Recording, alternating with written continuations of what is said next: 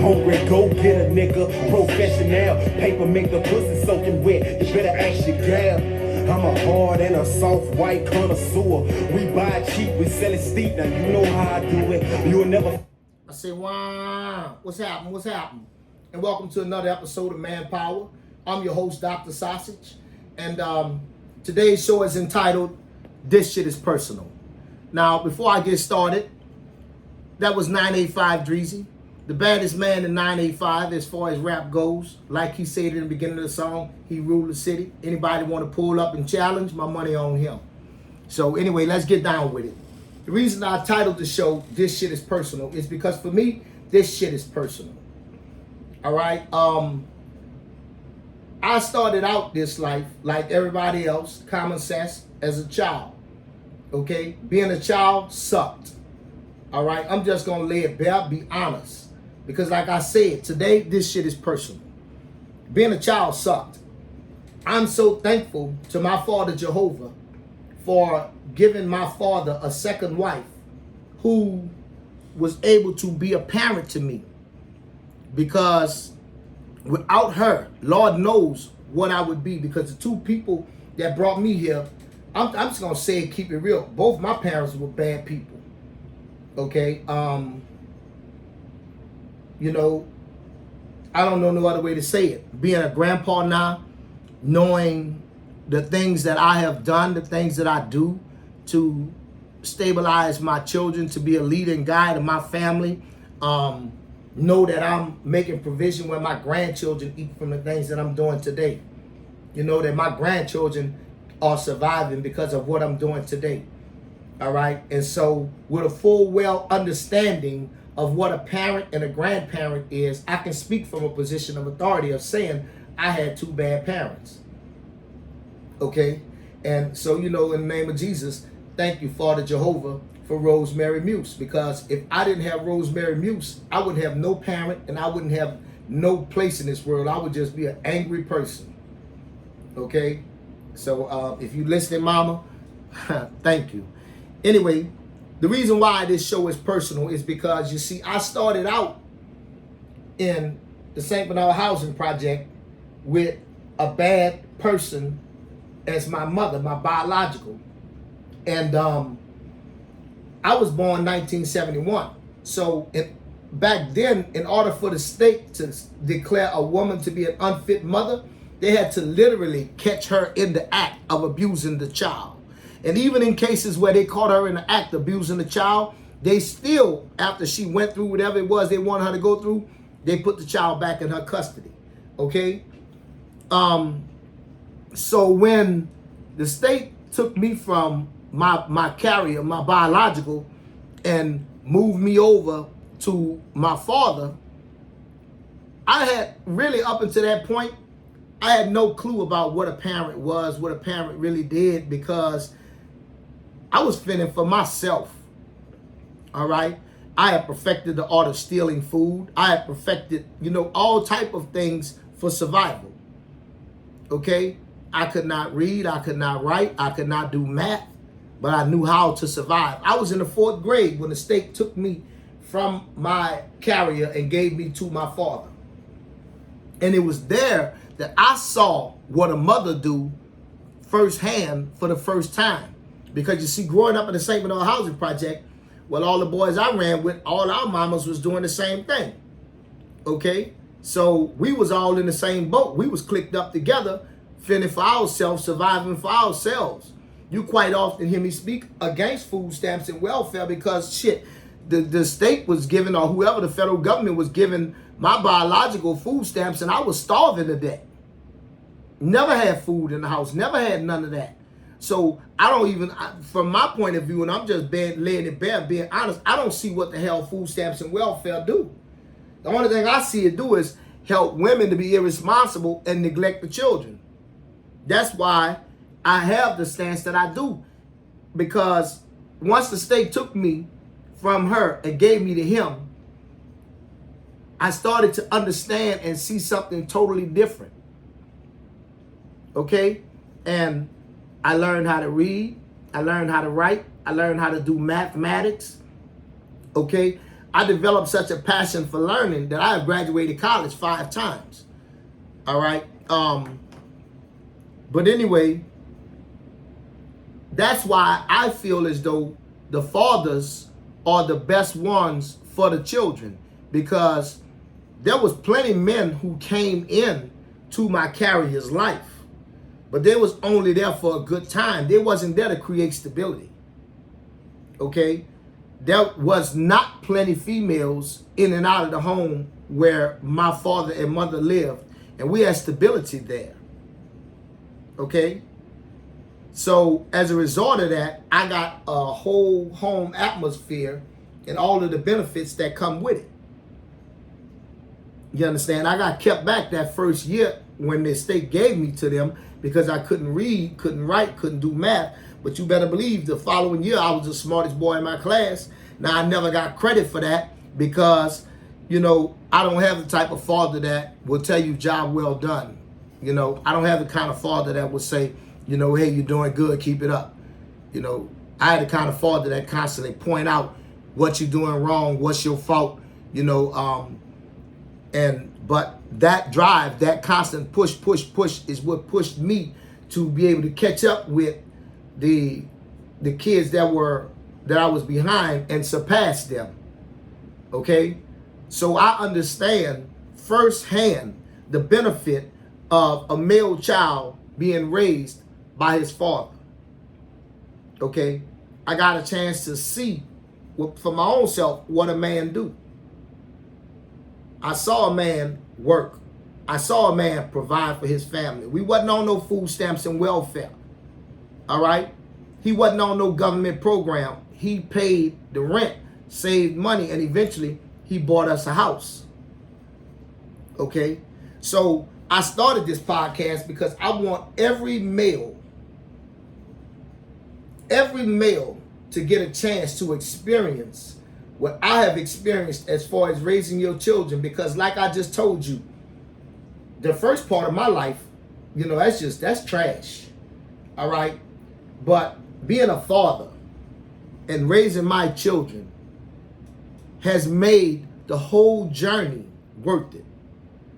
When I look back, I give you my word, I have nothing but disappointments back there. I give you my word. Okay, I wouldn't go back and do this life again. I even wrote once, and I meant it from the bottom of my heart.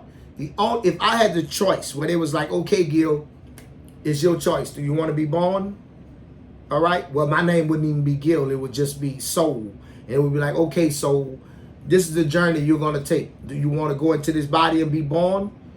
I think that the only reason that I would agree to go into that vessel, that body, and be born by the two parents that I was born by is because I know the two sons, Franklin and Devontae, that I was going to create. All right?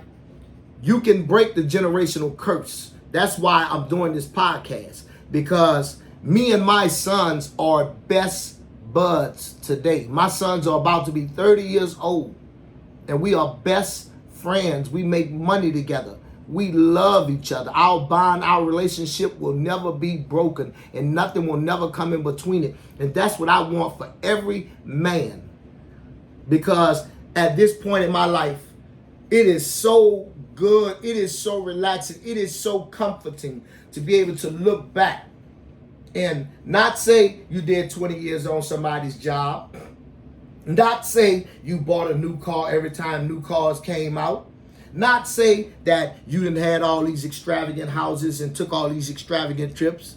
No, but to be able to look and say, man, I did a wonderful job with my children. Look how my children turned out, and look how happy I am. You know. Let me explain something to you.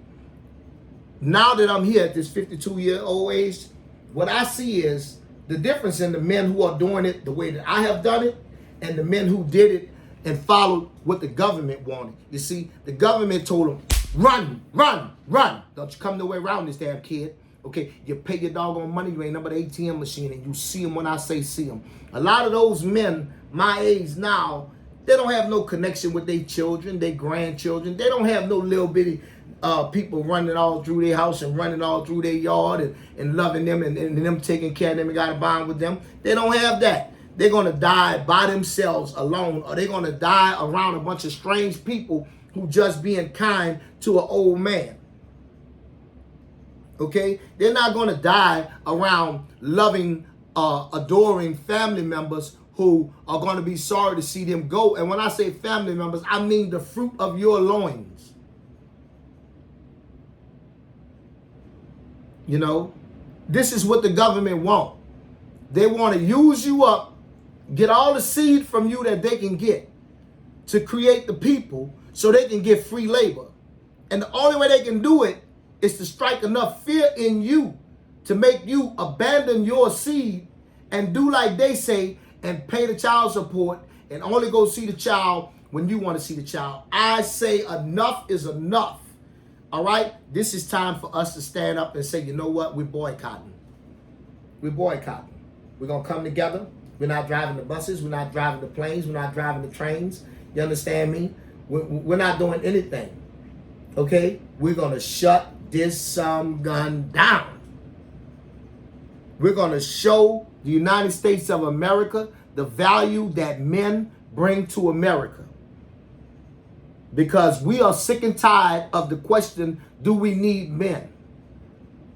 So if we don't come and keep the sewer going, who's going to keep it going?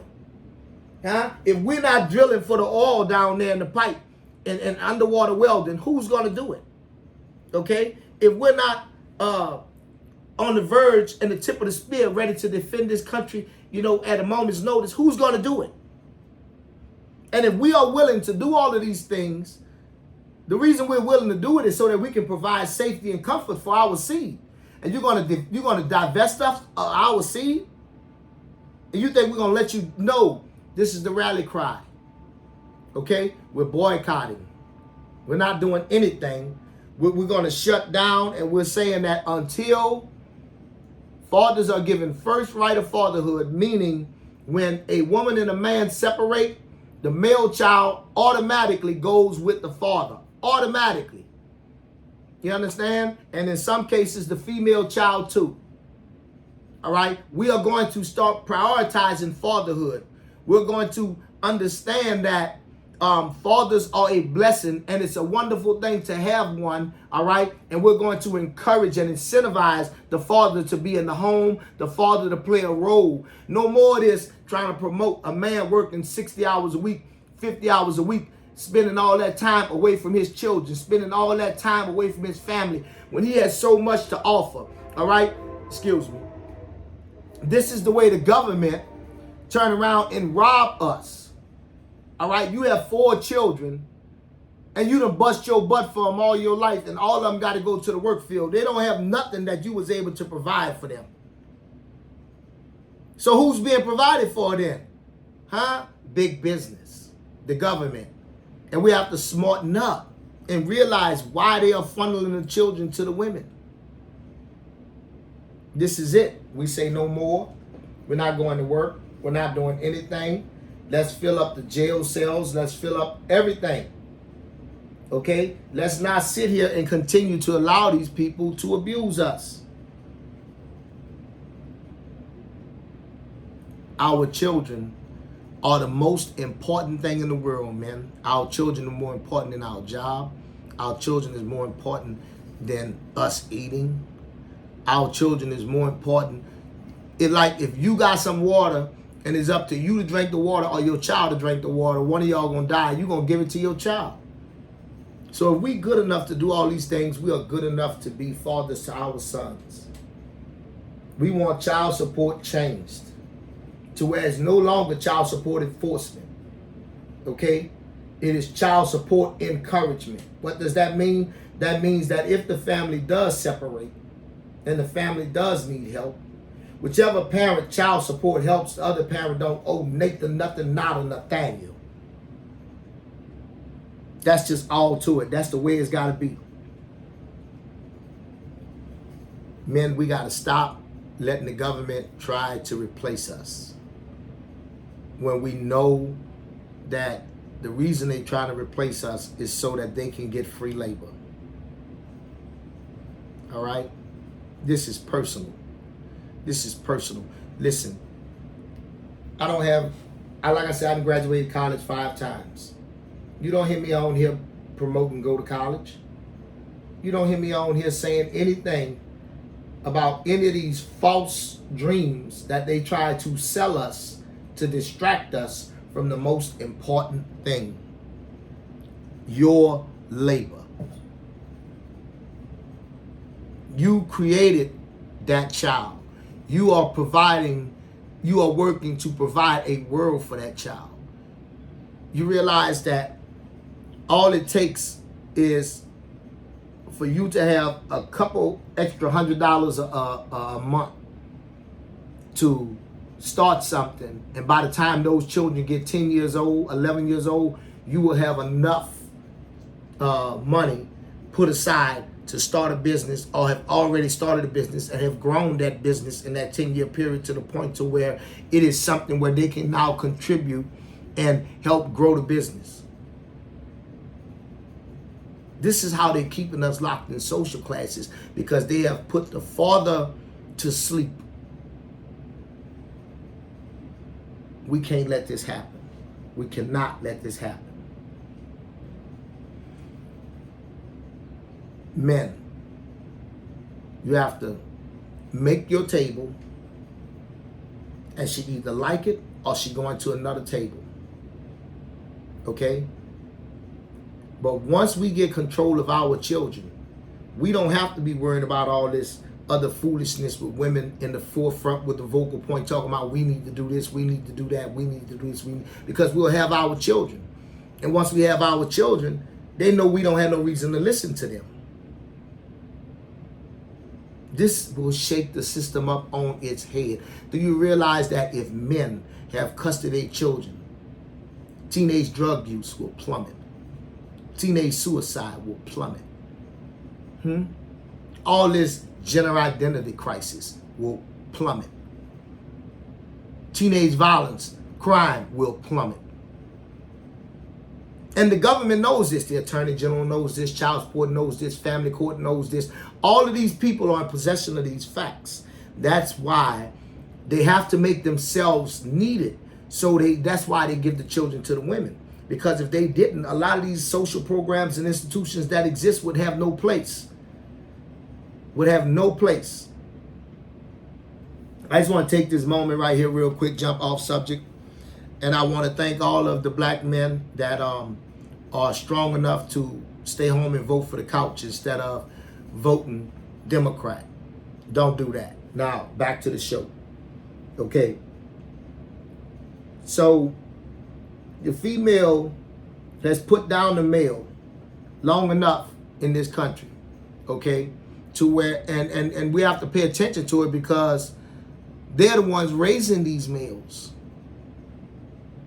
You have to be able to look and say, damn, wait a minute. That's just a defenseless child. And if this child isn't being given the proper stimulation, isn't being given the proper encouragement, them chickens gonna come back to roost later on. Do we really want that?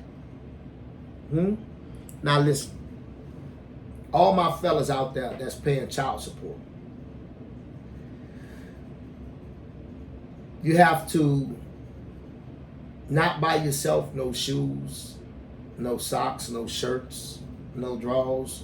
You only buy drawers, socks, and shoes like when you don't have none. You take that money, don't go out to eat, don't do none of that.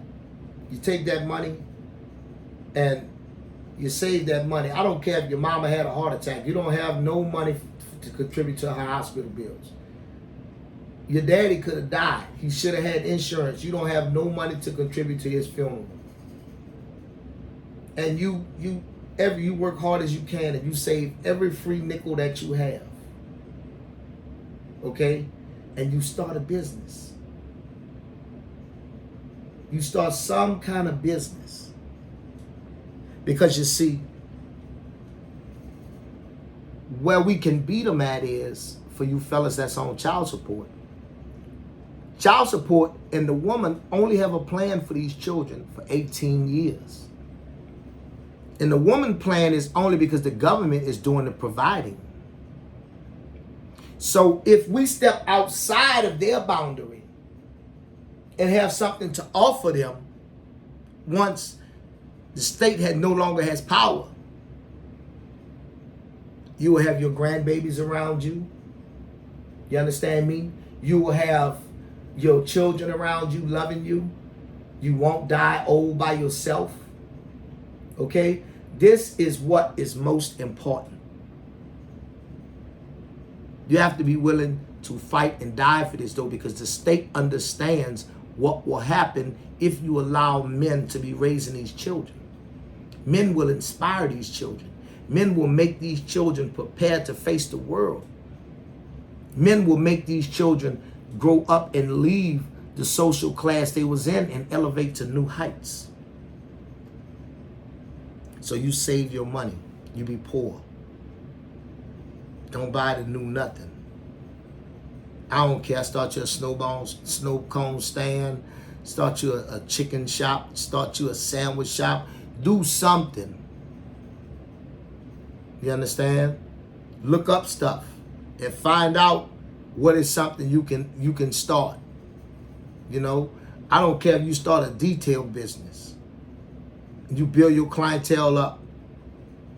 You have something to offer your children for after the 18-year-old mark. Because see, if you can do that, you dominate. You dominate because where the state thought they was going to come work for them, and where the woman thought she was going to dominate and keep your grandchildren away from you, keep everything and let you die old and by yourself and just keep her being the center of attention. See, that's that narcissism in them. All right? And why? Because while she busy talking about poor me and constantly having a problem, you're a problem solver. You are relevant because you understand that it takes money so that these young people can have babies. And you're not out here trying to ball till you fall for yourself, but you're willing to let your young people stand on your shoulders. And I'm going to tell you something.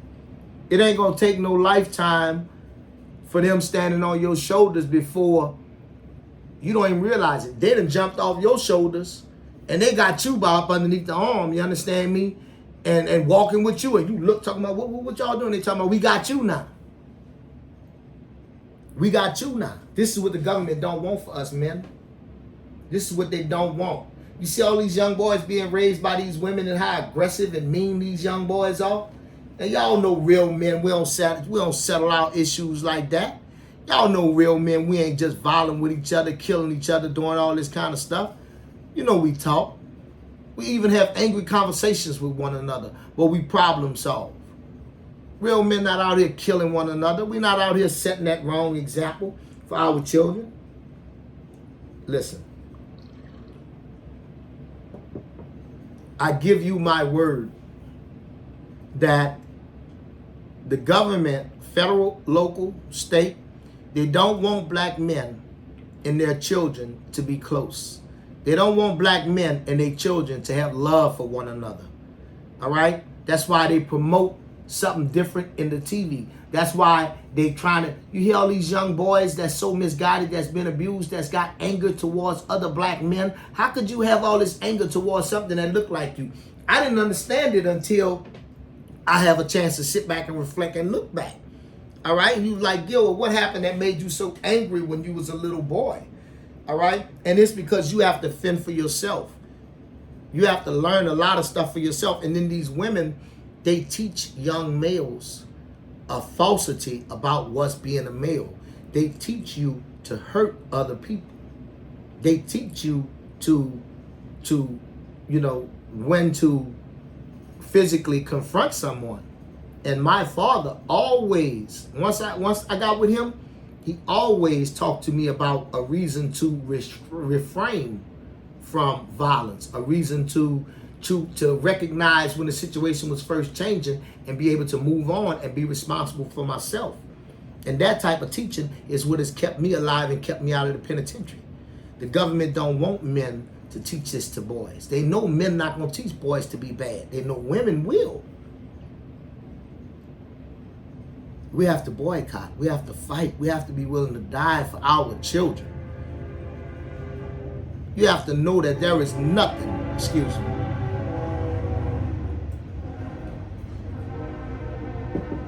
You have to know that there is nothing more important than the people you push out of your pee hole. There is nothing more important than the people you push out of your pee hole.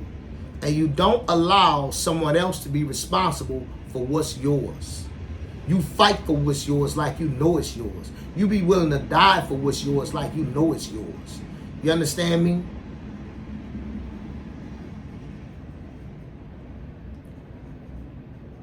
Listen, I'm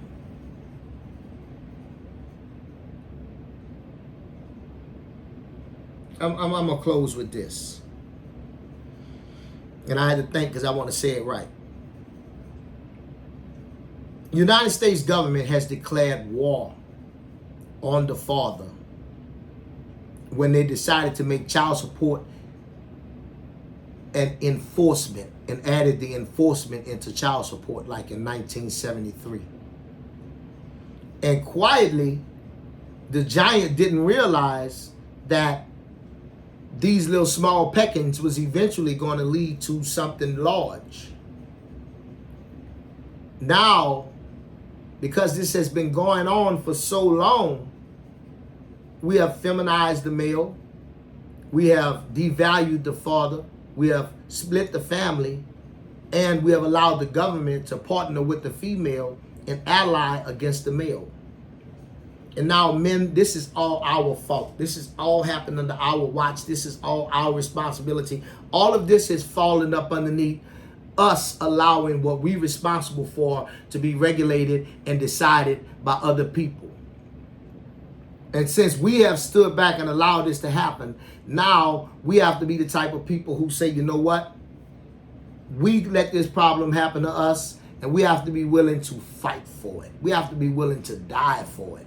Because these people are willing to lock us up. These people are willing to hurt us. These people are willing to take our livelihood. These people are willing to make sure we got, like they keep us trapped in our own country where they say you can't even have a passport. All right? We have to stand up and do a redress to our government. If we don't stand up and do a redress to our government and get them to acknowledge that the children are the most vital resource and we can no longer continue to keep the father away from the son and the son away from the father and make them change the laws where a male child automatically goes with his father when the man and the woman separate. Until we get there and be willing to do that, these people are going to continue to, they have come up with a genocidal plan to get free labor off of our babies right up underneath our nose and keep us so busy with this thing called work and giving you a false sense of pride of working and doing a good job that you will value that over the fact that you're not paying attention that your own person, the person you created, is not getting the type of time with you that they need so that they can be successful in this world. Please, men, let's fight. If it's worth that much to them, let's make it worth that much to us. Let's be willing to fight and die for this issue. Okay? And if you stay with me this long, I really do appreciate it. All right? My Cash App is GILL, capital GILLMU, capital MUSE, and $ in the front. You'll see my picture pop up. Okay? Listen, this has been Dr. Sausage, being your host. I want to say thank you, for sitting back, listening to me. Please, let's join together. Let's boycott the system. Let's show America what men's value is to this country. And then once it's acknowledged, let's stand up for fatherhood and demand that we are given the first right of fatherhood, which means that when a male and a female separate, the male child automatically goes with the father. and let's get it in print where this right can never be infringed upon again. Okay? This is our God-given right, and the government has no right to regulate it. So once again, I'm gonna turn you over to the baddest rapper in 985. That's gonna be 985 Dreezy. The song is called "Laughing My Ass Off." Please look him up, Bad Man. Thank you. Peace.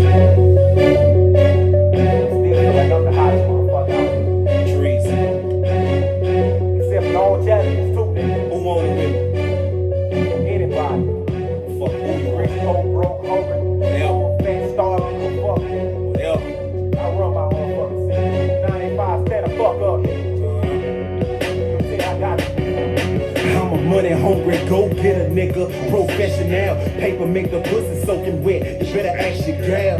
I'm a hard and a soft white connoisseur.